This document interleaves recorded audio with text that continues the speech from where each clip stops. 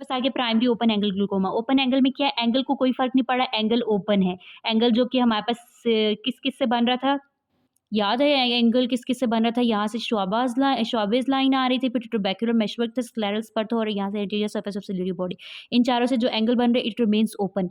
Bilateral optic इसमें क्या हो रहा है, हमारे पास एंगल रिमेन्स ओपन और प्राइमरी ओपन एंगल ग्लूकोमा बल्कि दो ये बायलैटरल होती है। Bilateral optic neuropathy asymmetrical presentation basically intraocular pressure is more than 21 millimetre of mercury optic this changes आएंगे विजुअल फील्ड इफेक्ट्स आ जाएंगे। Open and normal appearing angle होगी and absence of any secondary cause. इसके risk factors क्या, हर FMDs that is hereditary, age बूढ़ों में ये होता है, रेस ये ब्लैक्स में ज़्यादा है, और रेटिनल डिजीजेज, फैमिली हिस्ट्री, मायोप्स में, डायबिटीज़ में और स्टेरॉयड रिस्पोंडेंट्स में ये ज़्यादा चांसेस हैं। ठीक है, प्राइमरी ओपन एंगल ग्लूकोमा में इसमें क्या होता है कि बस पेनलेस लो, ठीक है, पेनलेस और स्लोली डिटोरिएशन ऑफ विजन होगी, विजन इंट्राओक्युलर प्रेशर ज़्यादा हो गया है और painless Aahista Aahista vision loss हो जाएगी और विजुअल फील्ड इफेक्ट्स वगैरह नजर आएंगे। जनरली ये सिम्टोमेटिक है, पहले नाइट ब्लाइंडनेस होगी और बाद में हमारे पास जो है वो साथ में ये, ठीक है, बाद में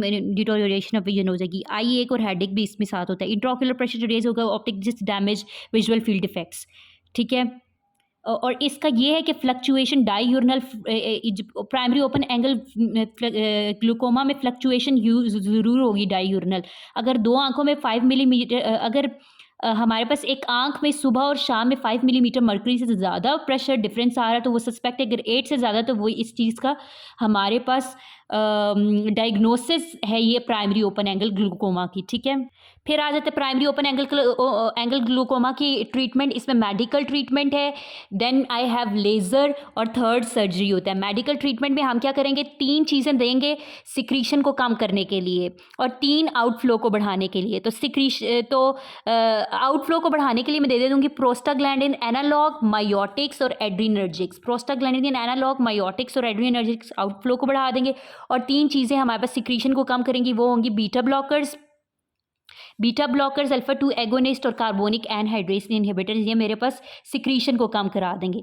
फिर दूसरी चीज़ हमारे पास लेज़र आ जाती है। लेज़र में हम आर्गोन लेज़र ट्रेबिकुलेक्टमी करेंगे, आर्गोन लेज़र ट्रेबिकुलोप्लास्टी, ये सिलेक्टिव लेज़र ट्रेबिकुलोप्लास्टी। सिलेक्टिव लेज़र ट्रेबिकुलोप्लास्टी जो है ये वर्क करेगी सिर्फ टारगेट मेलानिन पिगमेंट पर। ठीक है, टारगेट मेलानिन पिगमेंट पर। फिर सर्जिकल ट्रीटमेंट है जिसमें मेरे पास ट्रेबिकुलोटमी होती है और नॉन पेनिट्रेटिंग सर्जरीज होती हैं। अच्छा, ट्रेबिकुलोटमी में हम क्या करते हैं कि सिंपली हमारे पास जो कॉर्निया और स्क्लेरा उसके दरमियान कॉर्निया और स्क्लेरा ये इसके दरमियान हम एक ऐसे आउटफ्लो चैनल बनाते हैं और फ्लूइड यहाँ से निकल कर सब कंजंक्टिवा और सब बल्बर स्पेस में आ जाता है। फिर नॉन पेनिट्रेटिंग ग्लूकोमा सर्जरी है जिसमें मेरे पास डीप स्क्लेरोटमी है, जैसे स्क्लेरा को हम डीप स्क्लेरोटमी करके अंदर कोई कोलेजन इम्प्लांट कर सकते हैं। नॉन पेनिट्रेटिंग ग्लूकोमा सर्जरी है। और दूसरी विस्को किनालोस्टमी है कि सिंपली हम एक विस्कस सी चीज़ लेंगे और एक माइक्रो कैथेटर और हम उससे मेशवर्क को खोलने की कोशिश करेंगे। Deep sclerotomy with or without collagen implant and viscocanalostomy. With this we are done with primary angle closure glaucoma, primary open angle glaucoma. अब primary angle closure glaucoma है।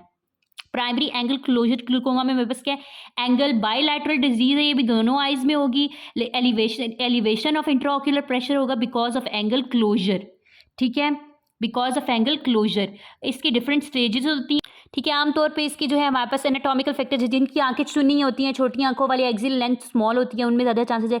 या डायमीटर कॉर्निया का जो है वो थोड़ा कम होता है तो वो एंगल थोड़ा शैलो हो जाता है उससे। या आइरस लेंस डायाफ्रेम जो है उसकी भी वो एंटीरियर लोकेशन हो। और हमारे पास आमतौर पर ये फीमेल्स में ज़्यादा होता है, 40s to 50s में होता है। और नर्वस लोग क्योंकि उनमें हर वक्त मिड्रिएसिस हुई रहती है, इस वजह से एंगल क्लोजर ग्लूकोमा के भी ज़्यादा चांसेस है। इसकी डिफरेंट स्टेजेस होती हैं। फर्स्ट इज लेटेंट या